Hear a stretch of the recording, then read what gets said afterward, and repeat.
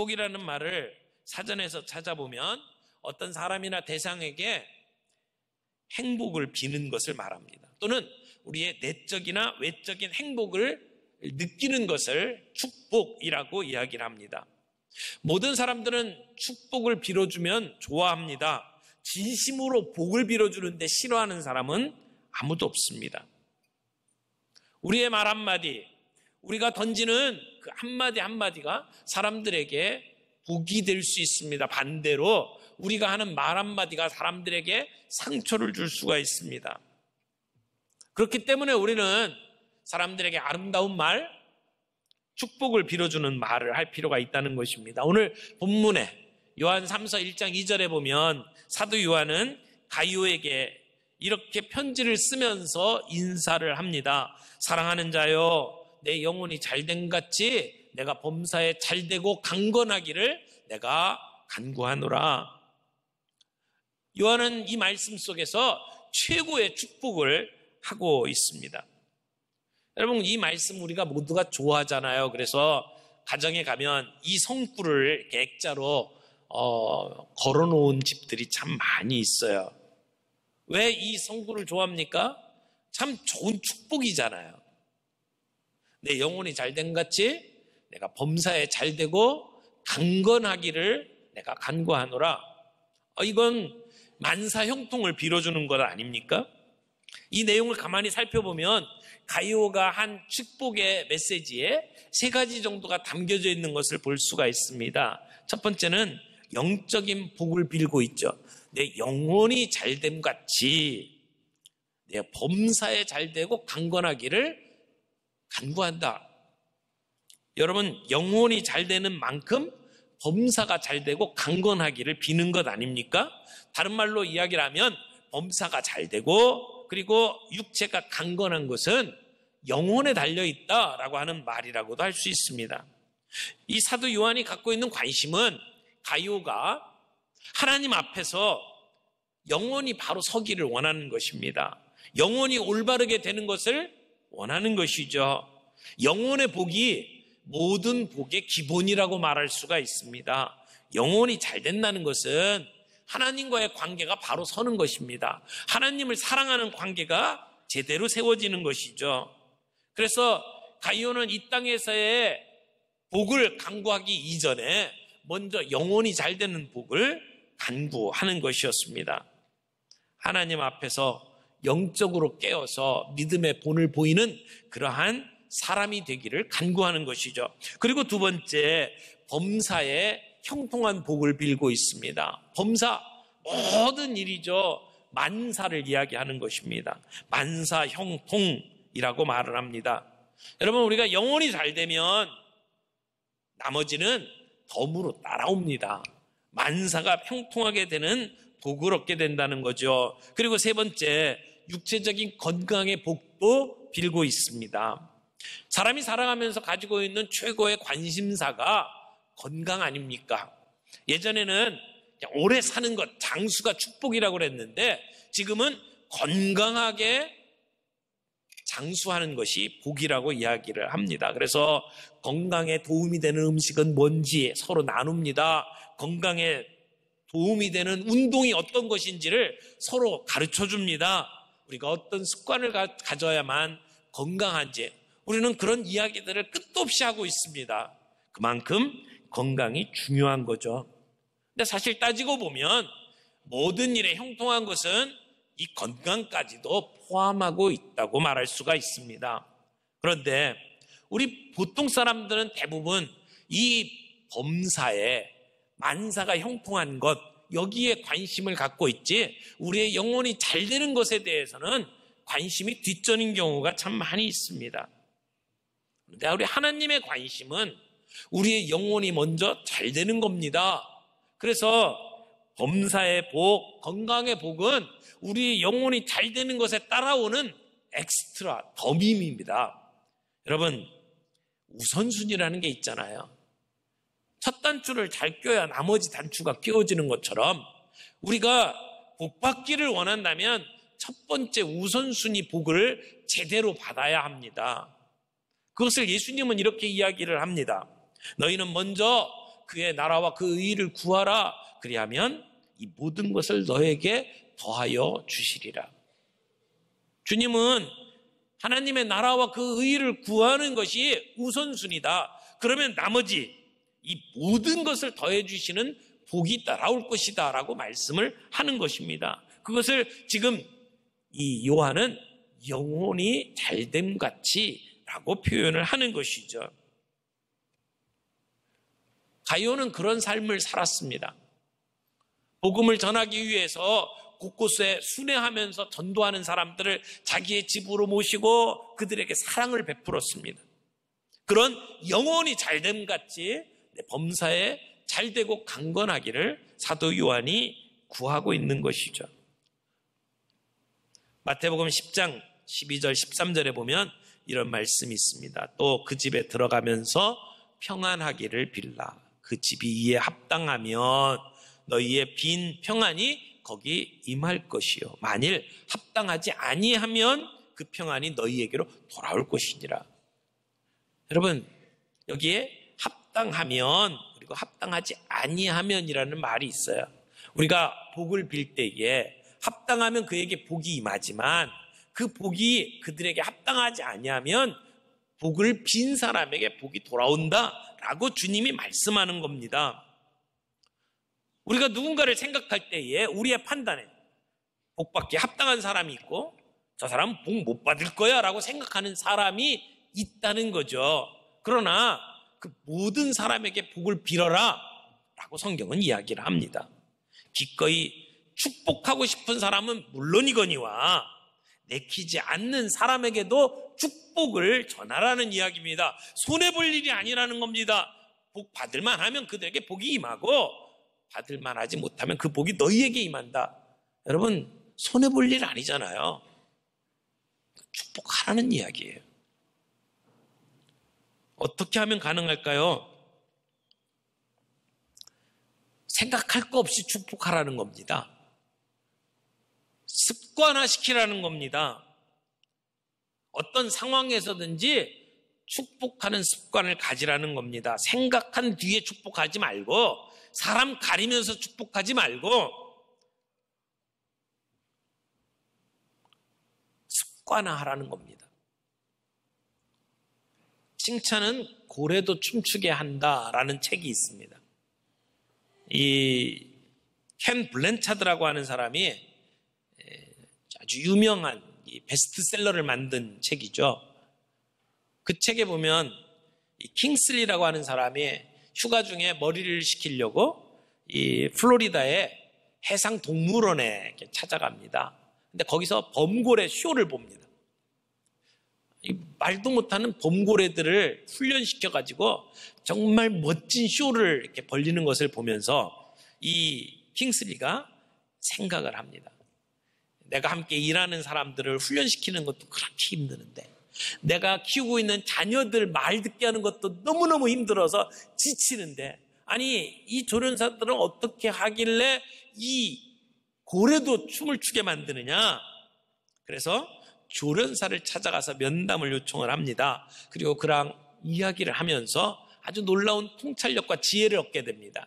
그가 찾은 얘기 첫 번째는 뭐냐면 고래는 신뢰를 형성할 때까지는 말을 듣지 않는다는 겁니다.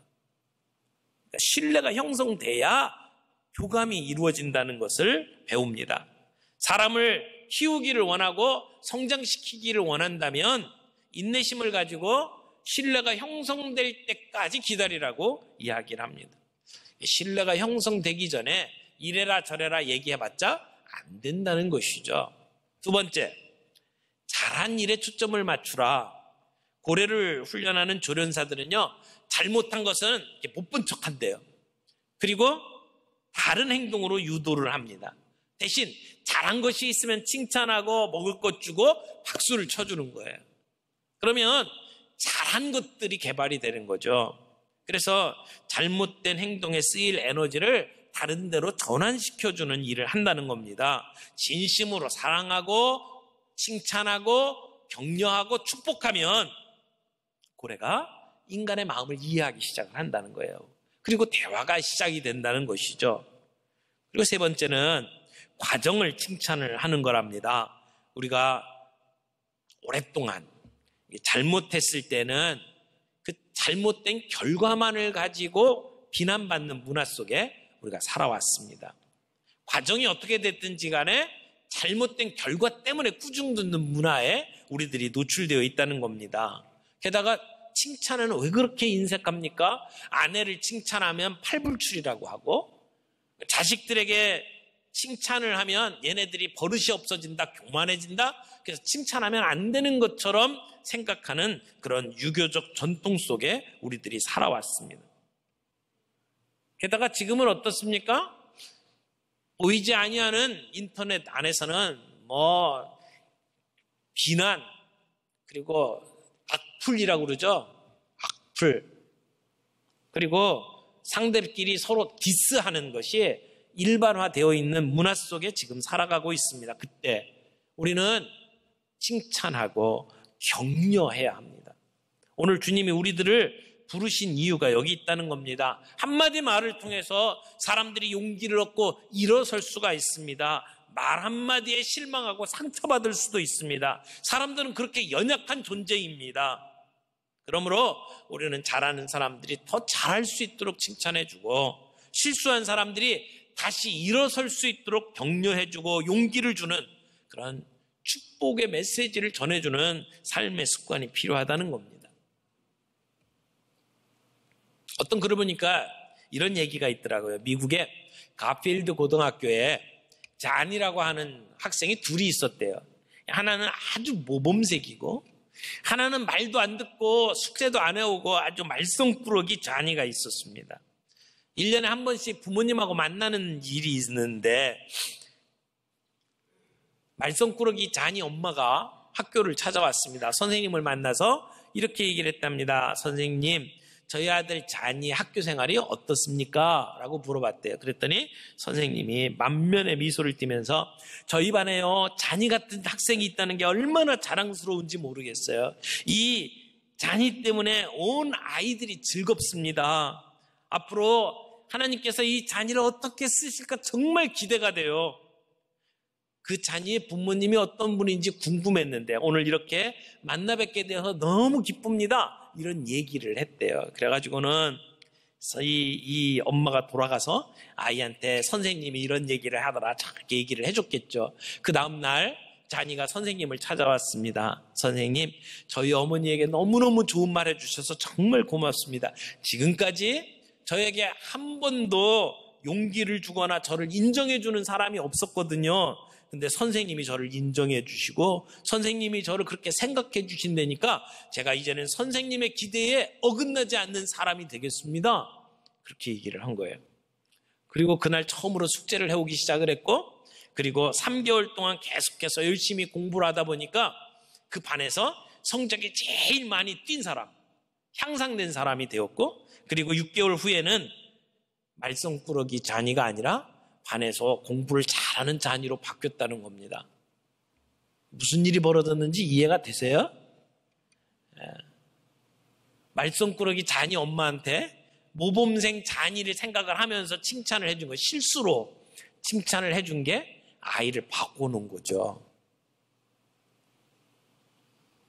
여러분, 선생님이 싫어하고 관심도 안 갖는 그러한 문제아였던 아이, 칭찬을 실수로 해서도 그 칭찬이 아이에게 용기를 주고 아이를 변화시켰다는 것입니다. 여러분, 우리는 어떻게 하면 좋을까요? 저는 몇 가지 그 적용 방법을 여러분과 함께 좀 나누기를 원합니다. 여러분, 축복하는 사람의 인생은 아름답습니다. 축복하는 사람은 능력 있는 삶을 살아가게 되어 있습니다. 우리의 입에 이러한 축복의 언어를 가졌으면 좋겠어요. 축복의 언어. 성경에 보면 우리 그리스도인들이 할 수 있는 축복의 언어들이 여러 가지 종류가 있는데요. 하나는 하나님께서는 당신을 사랑하십니다. 하나님께서는 당신을 향한 놀라운 계획을 갖고 있습니다. 이렇게 축복하는 것도 하나의 방법이죠. 사람들에게 하나님은 당신의 인생을 향하여 놀라운 계획을 가지고 있습니다. 하나님은 당신을 사랑하십니다. 이렇게 축복하는 거죠. 두 번째 축복의 표현은 이런 것이 있습니다. 잘 될 거야. 잘 될 거야. 우리가 함께 기도하는 이 기도의 제목들 하나님 응답해 주실 거야. 당신은 큰 사람이 될 거야. 너는 앞으로 위대한 인물이 될 거야. 그렇게 칭찬을 해주는 거죠. 이것이 축복의 하나의 방편이라고 말할 수 있습니다. 또 다른 축복의 언어가 있다면 하나님께서 함께 해주시기를 바랍니다. 하나님께서 당신의 삶에 형통하게 해주시기를 바랍니다. 이런 기원을 담아서 주는 그러한 축복이 있겠죠. 당신이 꿈꾸는 것들 하나님께서 이루어 주시기를 바랍니다. 이렇게 기원하는 거죠. 여러분, 우리가 내 주변에 있는 사람들에게, 우리 자녀들에게, 그리고 내가 만나는 사업의 파트너들에게 이런 축복의 언어를 전달하면 어떨까요? 하나님이 당신을 사랑하십니다. 하나님이 당신의 인생에 놀라운 계획을 가지고 있습니다. 그리고 그 사업 잘 될 거예요. 하나님이 당신과 함께 해주시기를 바랍니다. 우리의 입속에서 그런 축복의 언어들을 함께 전달할 수 있기를 바랍니다. 두 번째는요, 축복의 기도입니다. 만나는 사람들을 위해서 축복의 기도를 해주는 건 어떨까요? 우리의 자녀들의 어깨에 그리고 머리에 손을 얹고 축복의 기도를 하는 거죠. 창세기에 보면, 아니에요, 민수기에 보면, 민수기 6장 22절 23절을 보게 되면 이런 말씀이 기록되어 있습니다. 여호와께서 모세에게 말씀하여 이르시되 아론과 그의 아들들에게 말하여 이르기를 너희는 이스라엘 자손을 위하여 이렇게 축복하여 이르되, 아론과 그의 자녀들, 제사장들이잖아요. 아론과 그의 자녀들에게 이렇게 이스라엘 백성을 향해서 축복해라. 그러면 내가 복을 그들에게 줄 것이다. 이게 하나님의 말씀입니다. 오늘 우리는 이 세상에 왕 같은 제사장으로 부름받은 사람들입니다. 우리에게 주신 특권이 있습니다. 우리가 복을 빌면 하나님이 그들에게 복을 주신다는 겁니다. 무슨 목사님이나 특별한 어떤 직분을 가진 사람에게만 주는 말씀이 아닙니다. 왕 같은 제사장들, 오늘 여러분들에게 주시는 말씀입니다. 여러분이 축복하면 하나님이 그들에게 복을 주시겠다는 겁니다. 어떤 축복의 말씀입니까? 여기 민수기 6장 24절에 보면 이렇게 축복 기도를 하라고 내용까지 설명을 해줍니다. 여호와께서 내게 복을 주시고 너를 지키시기를 원하며 여호와께서 그의 얼굴을 내게로 비추사 은혜 베푸시기를 원하며 여호와께서 그 얼굴을 내게로 드사 평강 주시기를 원하노라. 이것이 아론과 그의 자녀들이 이스라엘 백성들에게 주는 축복의 말씀이었습니다. 여러분, 우리가 우리 주변의 사람들에게 이런 축복의 기도를 할 수 있기를 원합니다. 여호와께서 내게 복을 주시기를 원하고 너를 지키시기를 원하고 여호와께서 그의 얼굴을 내게 비추사 은혜 베푸시기를 원하고 여호와께서 그의 얼굴을 내게로 드사 평강 주시기를 원하노라. 우리가 그렇게 기도하고 복을 비는 그러한 사람들이 되기를 원합니다. 세 번째는 축복의 행동을 하자는 겁니다. 호의를 베풀고 그리고 실제적인 도움을 주겠다는데 마다할 사람은 아무도 없습니다. 이웃이 이사할 때 이삿짐을 날라주는 것, 아이들을 키우느라고 파김치가 되어 있는 부모들을 위해서 한두 시간 아이를 봐주겠다고 하는 것, 아파서 누워있는 분들의 집에 찾아가서 집안 청소를 해주는 것. 여러분, 이러한 친절한 행동들은 말 그대로 그들의 팔에 힘을 보태주는 겁니다. 그들의 짐을 가볍게 해주는 것입니다. 오늘 우리가 어떻게 하면 내 주변에 있는 사람들의 일상생활 속에 친절을 베풀 수 있을지를 살펴보시기를 바랍니다. 우리가 마니또 게임이라는 거 하죠. 이 마니또라고 하는 것은 이탈리아어로 비밀 친구라는 뜻입니다. 그러니까 내가 누군가를 선정을 하거나 뭐 이렇게 떡볶이를 해가지고 누군가가 나에게 배정이 되면 내가 그 사람의 비밀 친구가 되는 거죠. 사람들이 알지 못하게 그에게 선행을 베푸는 거예요. 뭐 수호천사 게임 이런 표현을 쓰기도 하죠. 근데 어떤 형태로든지 뭐 모르던 알던 관계없습니다. 우리가 매주 한 가지씩 남에게 좋은 일을 하면서 그 사람에게 축복하는 삶의 습관을 가져보자는 것입니다. 마음에 담은 선물을 나누는 것도 방법입니다. 우리가 주변에 어떤 물건을 정말 좋은 물건을 싸게 살 수 있는 기회가 있다면 몇 개 더 사서 그래서 정말 내 마음을 표현해 주고 싶은 사람들에게 선물을 나누어 주는 그것도 좋은 축복의 방법이죠. 여러분 선물을 받게 되면 기분이 좋잖아요.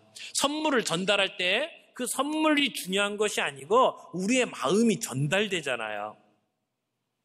이렇게 축복의 행동들을 가지고 축복을 전달하는 일들을 하게 되면 사람들은 우리들에게 궁금해하기 시작을 할 겁니다.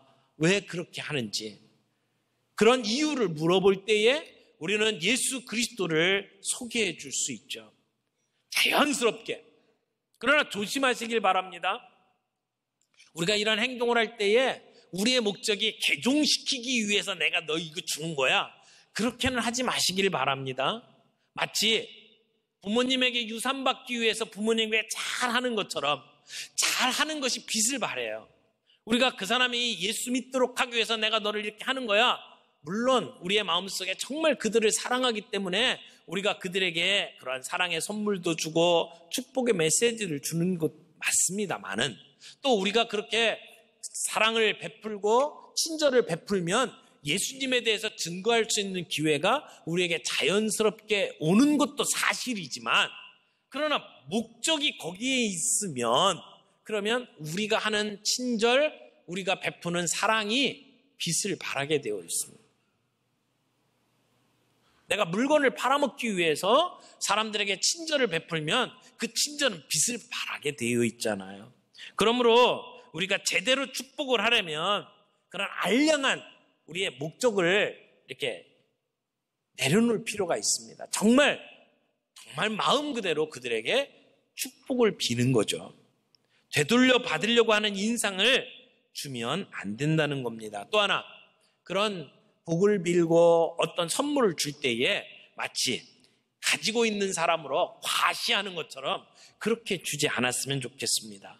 온유함으로, 두려움으로 우리가 서로에게 축복할 수 있으면 우리가 선한 행동을 하고도 욕을 먹는 경우들이 있잖아요. 그렇게 되지 않으려면 우리는 온유와 겸손함으로 우리가 복을 빌고 그리고 선물을 주는 것이 필요하다는 것입니다. 말씀을 맺겠습니다. 믿음이라고 하는 것은 일회성 이벤트가 아닙니다. 단 한 번의 결론이 아닙니다.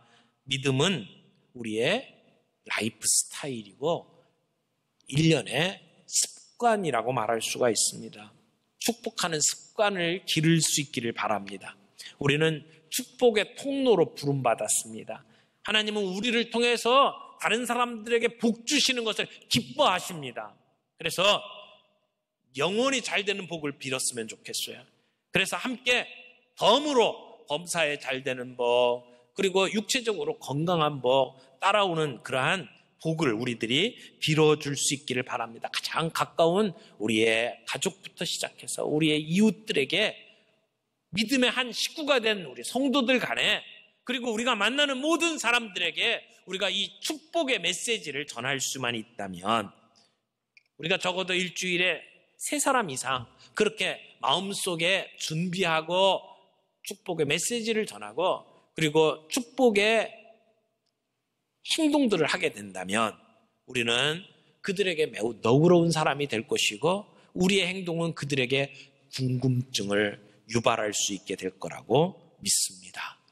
오늘 이 자리에 함께한 저와 여러분들이 사람들에게 궁금증을 일으키는 그러한 삶이 되기를 바랍니다.